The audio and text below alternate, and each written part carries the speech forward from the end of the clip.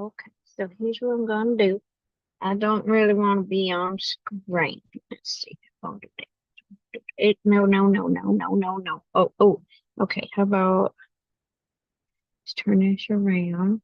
No, I mean, no, no. That's I want to turn my screen. What is happening? Okay, I exit that. Just right. So turn that around. There we go. All right. So here's the thing.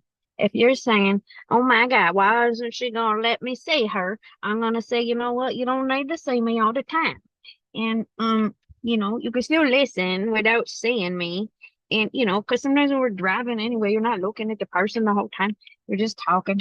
And so, that's what I'm gonna do. I'm gonna just talk. I'm not gonna look at the camera. You don't need to look at the camera. Like just that's it. We don't need to do that part. Just listen, okay? And maybe someday I'll make pretty pictures and I'll put pretty pictures on here so that if you feel like listening and every once in a while looking, then there'll be something pretty for you to look at, right? How about that? So, okay, let's just make sure. My sound was on. Yep, my sound was on. And either this will work or it won't. So we'll just see, and it's fine. I've got about 25 minutes at least before I get home. Well, 30. 30 if I don't take another break. And we'll see. I might take another break because you know what? Who decided that you got to get everywhere and the very first, like all at once? What if you did a couple different legs? What if some days, like some days I can drive 3, 4 hours in a day, no biggie. But other days, oh goddamn, half an hour is an awful fucking lot. And if I'm gonna do it, I'm gonna do it poking along. Poking along. No reason to rush and hurry and get there super duper fast.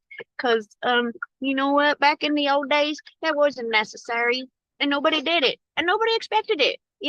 Like back when you lived really far apart from everybody and or you didn't have a car or or the roads are really bad. Nobody expected you right on time, and nobody expected you at a very specific time. You might make a plan where you're like, you know what, I think I'll be able to leave home by about noon, and then I don't know, it puts me out there. I don't know, between 1 and 4, depending on conditions. And you know what? All conditions are part of it. It could be driving conditions, it could be energy conditions, it could be busy conditions, it could be all kinds of things. So, you know what? I don't know why we got away from that. And we'd all decided, oh my God, if you make an appointment, you better be there at exactly that time every single time. Instead, what if you just said, you know what, this one time, it's really important you be here when you say you're going to be. If I need you here at 3 so we can leave by 3:15 because we got something very specific to do and got to be there at a specific time. In those conditions, as long as you've been clear, it is absolutely perfectly appropriate to expect somebody to be on time. And if they're running a little late, then they need to tell you. And if they're running really super duper late, well, maybe they need to maybe they need to figure out something because they messed up your plan. You messed up the plan that they made with you. And if they're not keeping up their end of the deal, then you know what? Then maybe something needs to change. But no reason getting all mad, no reason getting all fussy. Why don't you just say, hey, we got to change our plans because you changed the plans by coming in. That's all there is to it. Not a big deal. It's just what happened. Okay. So yeah, and also all at once. Like I don't want to. I want to break, and that'll make it easier. That'll make the drive a lot more fun. It's sunny, and also I didn't grow up with freeways. Freeways are aren't natural, guys, and they're not natural. And it's fine and all, sometimes to use the freeway, but you know what freeways are supposed to be for? Like once in a while, kind of rare conditions. Mostly there's really no fucking reason to get everywhere quite so fucking fast. And if you need a freeway to get everywhere you want to go, well, then maybe you live too far away from all the things you want to do. You ever think of that? What if we all just kind of went, you know what? Doesn't need to be so much freeway time. Maybe I need to do something a little different than I'm doing. It's kind of dumb, guys. It's real dumb. Maybe for a week, practice what it would be like if all you had is a horse and carriage. Then maybe you think about like how fucking hard is it to do all that, to go those places. Do I really need to go those places that bad? Do I need to drive that? Do I need to ride my horse 20 miles? Or can I just stay home go visit my friend that lives 2 miles away. How about that? How about I get on my horse and I ride 2 miles to my friend's house? And you might say, well, that limits my ability to live my life in the way I want to live it. And I say, you know what? There are lots and lots and lots of people that came before you who did not have the ability to live their life in the way they wanted to live it. So, you know what? Just that's a stupid fucking argument. That's a stupid argument. That's basically saying, hey, everybody who came before me, I don't give a shit that you worked real hard for what you got.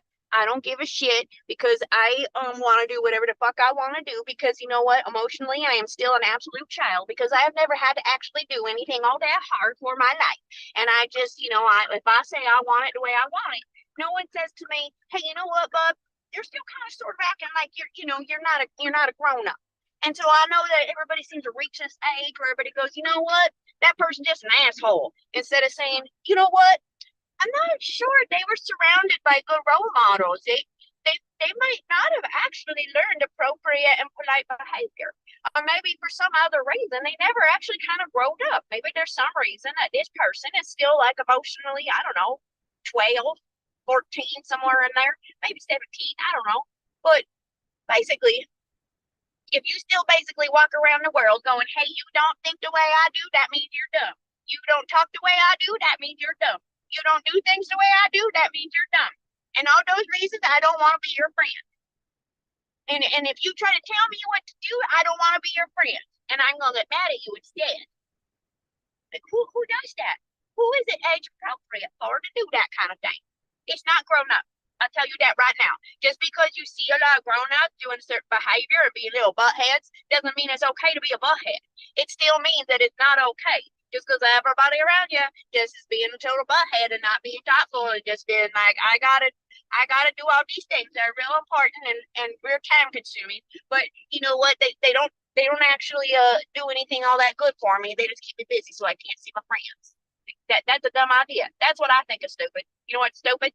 Spending all your time driving around, all your time doing busy work, like literally busy work, all your time, like what are you doing?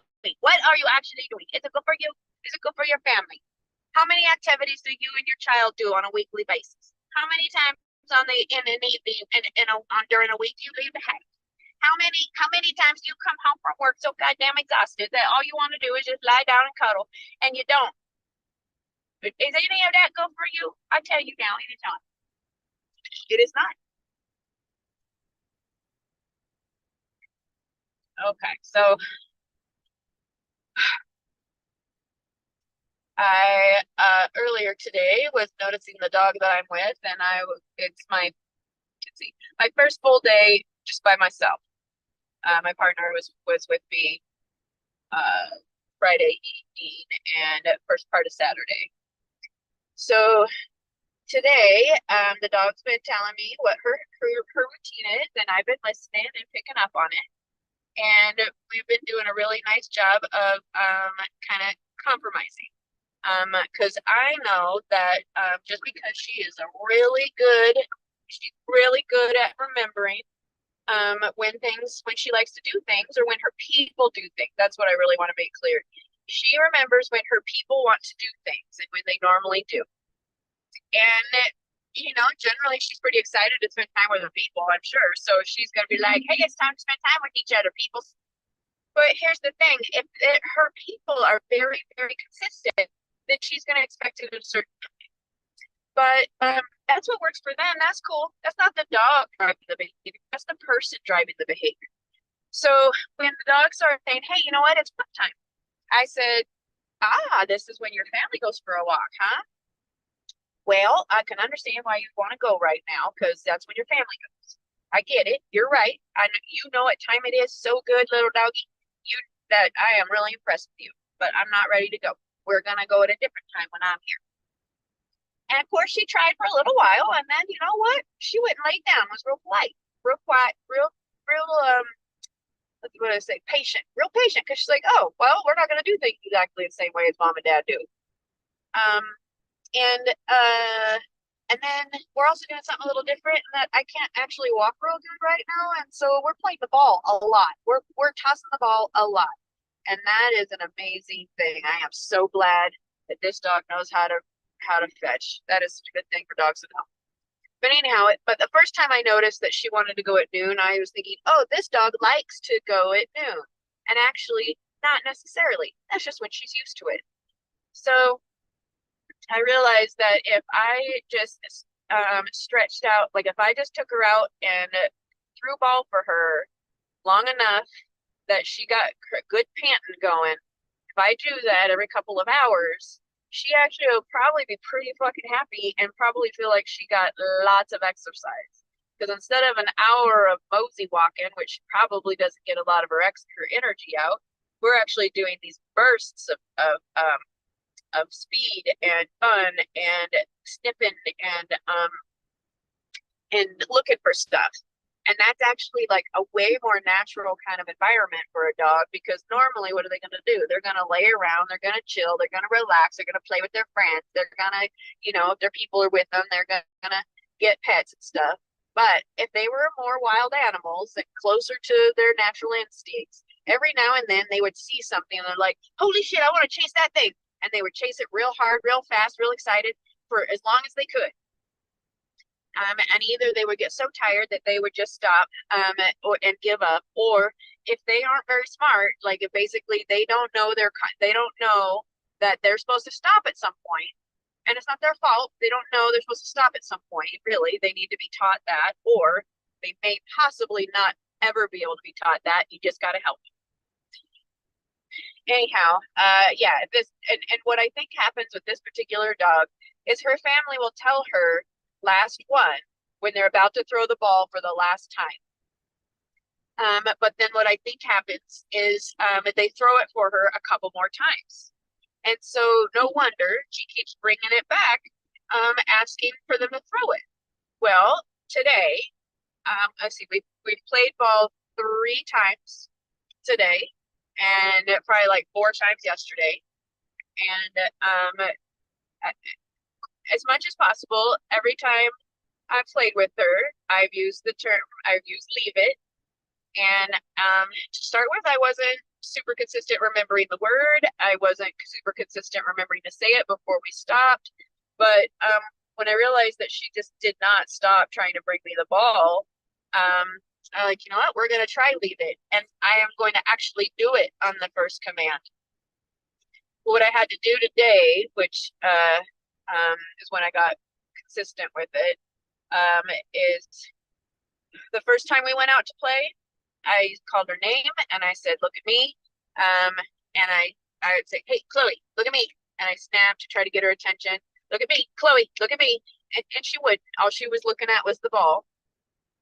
And so I said, okay, last time. Hey, Chloe, look at me. Last time. I think I tried a couple times and she did, and that's fine. I didn't really expect her to that first time because she's still used to it still being thrown multiple times after someone has said last time. So by the third time that we went out to play, and I just did the same thing. No, I only threw it once. So I threw it once. And then we went out and played ball again for a while until she's heavy and panting. I know that that's the sign she needs to stop or else she's going to overdo it. I did the same thing, tried to get her attention, tried to get her to look at me, and it told her last time, and it threw it and was done that last time. Third round we go out, a couple hours later, I did the same thing. This time she looked at me. She looked at me, looked at the ball. I said it again. She looked at me, looked at the ball. I think I might have said it 3 times before I threw it, and then I threw it. She brought it back, and I said, good girl. That was the last time, all done. And she did not hassle me. I could tell she was disappointed. She wanted to keep going. That's normal. That's fine. But she very quickly settled and was just like, okay, well, that's what it means. That means we're done.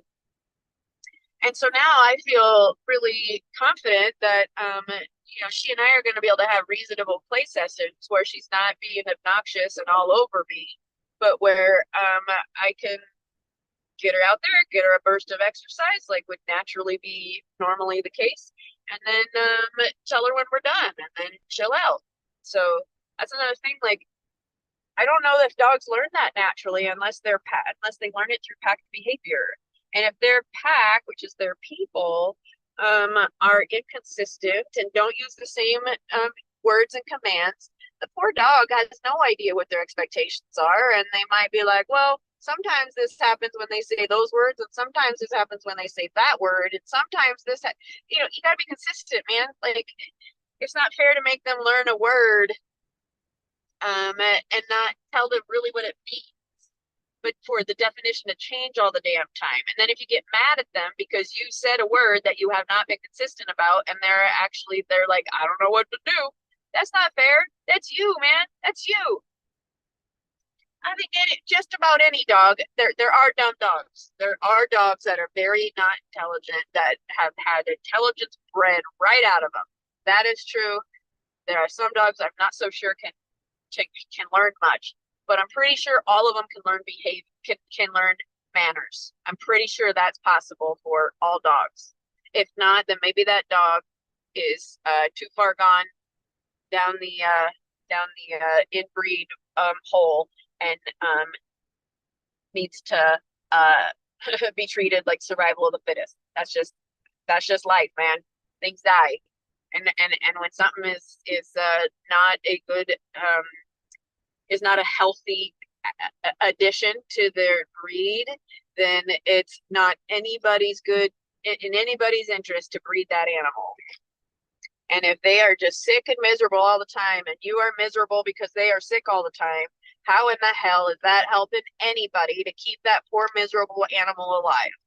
And of course they love you, and of course they want to stay with you, but they are a dog who's going to always want that, and they just think, oh, life just is painful, this is just what life is like. And they don't complain. They're not complainers. So you as their pack needs to understand that you need to be able to make the hard choice, and when is it time to do what's best, what's in the highest good for this animal who is suffering, who has a very low quality of life or a mediocre quality of life. And I tell you what, dogs that don't know what to do and aren't fed well and aren't cared for well, they have a very low quality of life. So first step, find them a new home. But if they're just confused and don't have a lot of consistency, then you know what? Get better. Get better, practice, learn something new, learn how to talk to your dog, pick 4 or 5 commands that you're going to focus on, but start with one at a time. Don't confuse them. And same thing with young children. You can teach young children sign language really easily. I think my daughter, I started showing her around 7 months, and I'll have to look again, but I'm pretty sure by 9 months she was responding with hand gestures. We were communicating pretty consistently by a year for sure. So I'll check into that, but I know those dates are pretty young. And so if a child can learn hand gestures and that young, I know a lot of dogs that are at least as smart as a, I don't know, 3-4-year-old. Or okay, I don't want to say smart. Know as much about themselves and the world and how to kind of navigate it. They know about as much as, say, a 4-year-old. So, okay.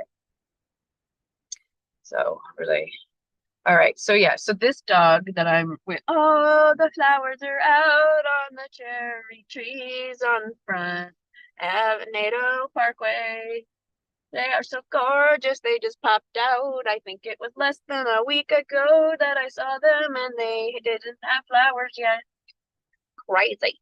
Today's a beautiful day, so there's lots of people getting their pictures taken with those pretty trees. Anyhow, if people understood pack behavior a little bit better and actually were good pet parents, there'd be so many good dogs, so many more good dogs in the world. If a dog can't learn nothing, then double check and make sure it's not you that's the problem. And if it's definitely not you, and there's some reason they can't learn and they can't be a contribution to their society, whether it be their pack or their community, if they're let them go, man. Yeah, that sometimes hard decisions need to be made. You can't avoid them, and it hurts the animal if you just make them stay alive so you don't have to be sad. But also, obviously, you don't kill them for just for fucking shits and giggles or because they're annoying. Obviously, there's other ways to handle that. Anyhow, so many fucked up ideas that people hold, and I just hope that someday that everybody starts really thinking about, oh, just because that's what I learned doesn't mean that's the best. And just because that's, if anybody ever says this way it's always been done, stop right the fuck there and figure out if it really has to be done the way that they're claiming it has to be done. Because if it's just being done because that's the way it's always been done and nobody really knows why it's done that way, that's a big old fucking red flag. And if nobody's willing to investigate and make sure that it's still the right thing to do for the current conditions, nobody's willing to do that. Another good reason to stop the fucking presses and be like, nope, either I'm stepping off this joyride or we're all stopping for a second. We're talking about whether or not this big time consuming thing that we do is actually worth doing. We're not going to just keep doing shit just because everybody keeps doing it. That's not a good enough reason. Okay. So yeah, I keep going back to there's a lot to learn from dogs. Uh,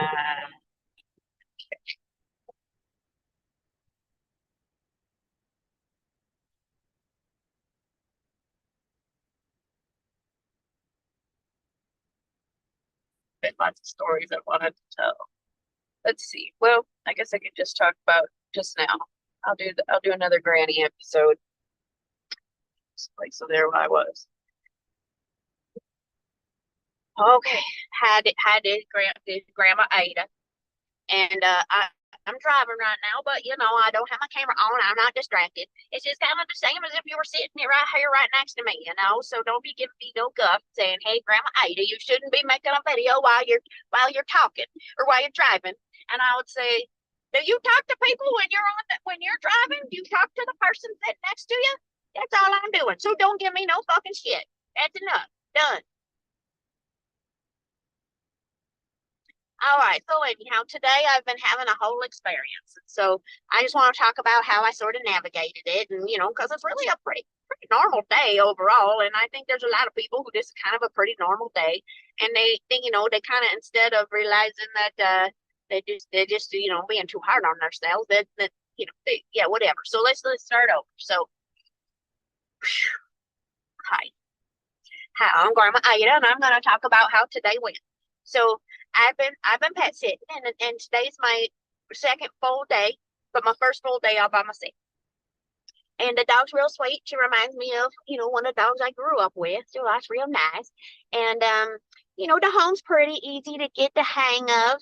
And I've just been thinking about and talking about how when I go pet sitting, I just kind of treat it like I'm traveling. I'm traveling to a foreign country, and the country might be kind of like mine, and they might, some of the people, some of the natives might speak a language like mine, but not all of them do.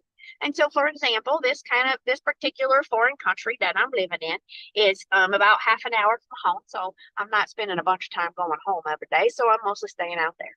So anyhow, though, we're having some friends over at home today, and we made this plan long before I had this pet. So I'm driving home, and well, no, I'm gonna step back. So, okay, yeah, I had a plan to go home today, but I've been feeling since last night. I could tell I was real tired. I needed more rest. I had lots of things I wanted to do besides drive, and so I just been thinking about it and feeling my body and just going, "Gosh, how much do I want to work for this?" And last night I realized, you know what? I'm definitely not getting up early and going to church. That's just not what's best for me right now. So I told my sweetie, "Hey, don't think I'm gonna make it to church." And he said, "Okay, that sounds good." And then in the morning I said, "Yeah, definitely not make it to church." And he's like, "Okay, sounds good." And then I just kind of let myself do my thing. Like all morning long, I just did the things I wanted to do and just see if maybe that, that energized me to just do what felt like fun. Um, but then unfortunately, I ended up doing a bunch of stuff that wasn't actually all that fun just because of technology sometimes makes things way fucking harder than they actually need to be. And everybody's just like, oh, but this is so helpful. It's so good for you. And then you say, but this isn't how I want it done. Can I show you how I want it done? Oh, no, this is the best way to do it. And so we're just going to keep doing it this way, whether you want it that way or not. We're not going to give you much choice at all. This is just how it's done. And to that I say, fuck you, fucking Google Photos and iPhoto and all that fucking shit. It should be so goddamn easy for me to find the photos that I want. I mean, no, let's go to videos. So I can find the videos that I want. I can upload the ones that I need. I can make sure that they're not already duplicated, and then I can delete them. Like, that should not be so goddamn motherfucking hard. But for whatever goddamn reason, it is fucking hard. They make it really hard to search for what you're looking for when you're uploading to YouTube. They make it everything is unnecessarily hard. So unfortunately, it took a bunch of my energy and attention to do that. And I was required to do that because both Google and iPhotos are saying, hey, you don't have any storage left because you know what? We tell you to have a certain amount free, but then if you use it all up, then you don't get to have no more. And so yeah, you might lose everything. And but if you won't give us some money, then we'll just give you more, and then you can keep, kicking that can down the road. And then maybe someday you either pay us more or you finally clean up the photos. So that I say fuck you. Anyhow, so I just kept noticing I was tired, and I was noticing I wasn't getting to say the things I wanted to say or tell the stories I wanted to tell uh on my live, where I'm just trying to let go of all this emotional constipation.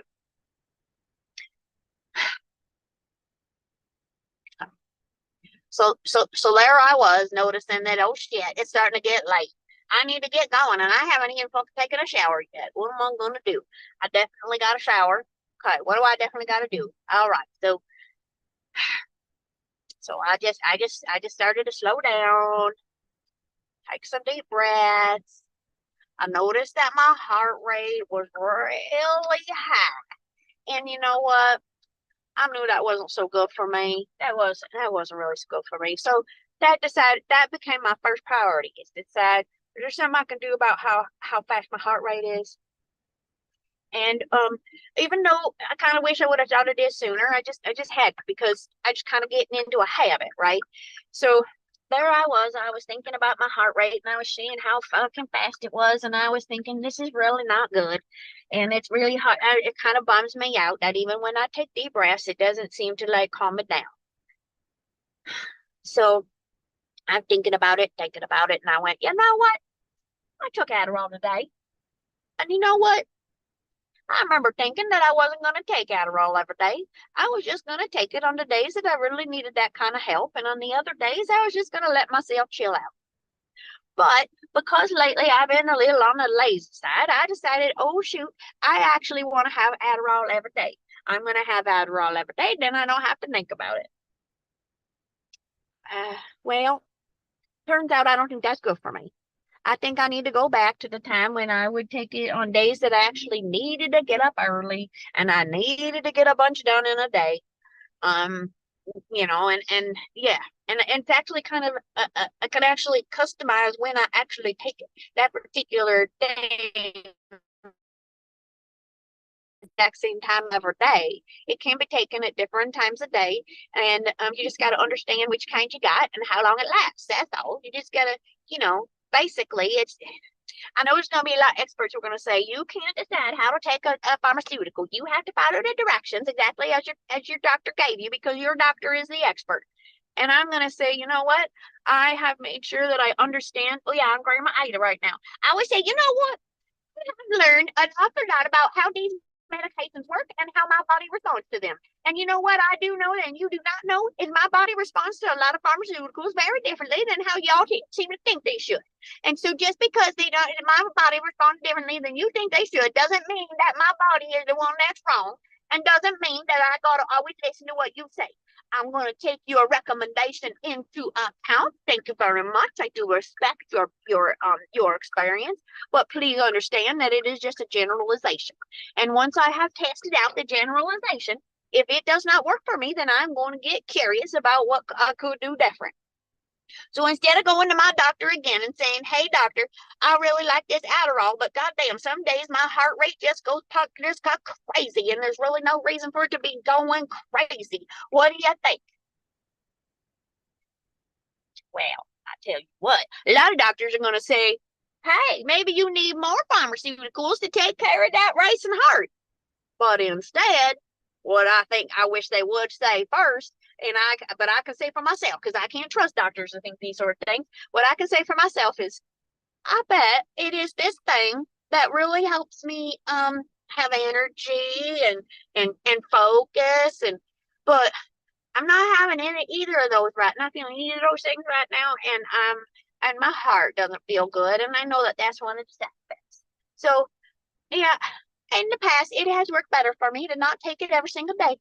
And I have verified and validated and asked again and again. I've asked my doctors, is Adderall a thing that I really have to take every single day in order for it to be safe and effective? And again, a multitude of doctors have said, no, that is not necessary. And these are the doctors I trust. The doctors I don't trust are the ones who clearly do not update their knowledge or their information all that often at all. But the doctors I work with now do. And if they don't, I will fire them. I will stop talking to them. I will stop going to them, because if they are not open-minded and if they are not willing to say, yep, sometimes the pharmaceutical companies who tell us how we're supposed to prescribe these things, sometimes they are not right. Sometimes what the generalization is not what is best for everybody. So you know your body best, and you go ahead and, yep, it is okay to be flexible with your Adderall. So you know what? That's what I'm going to do. Because you know why another reason they might tell you you need to have it every day is because then the pharmaceutical company makes more money. Ah, shit, you know. All right. Well, I'm home now, and I'm gonna stop. And once again, I still didn't get it all out, but you know what? I got another half hour on my way home. So I'll just yep, do it again in half an hour breaks. Okay. I done.